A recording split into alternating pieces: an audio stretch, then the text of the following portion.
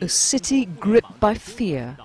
A day after deadly ethnic riots, Han Chinese and Muslim Uyghurs are coming to terms with the worst ethnic violence in the country in decades.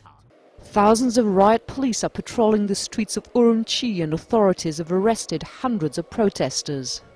All ethnic violence should be condemned from either side, but the government policies have fueled over the year the resentment of the Uyghur community. They're extremely concerned about curbs to their livelihood, to their culture, to their religion, and this kind of resentment cannot be addressed simply in a repressive way.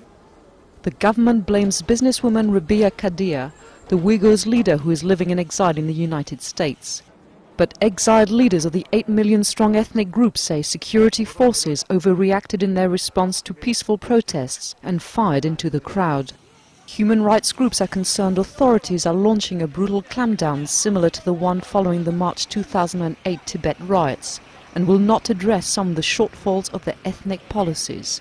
You cannot equate someone who writes an article or distributes a pamphlet or even advocate peacefully greater autonomy or independence with terrorist groups or groups that use or advocate violence. And this is a distinction that the government has not been doing.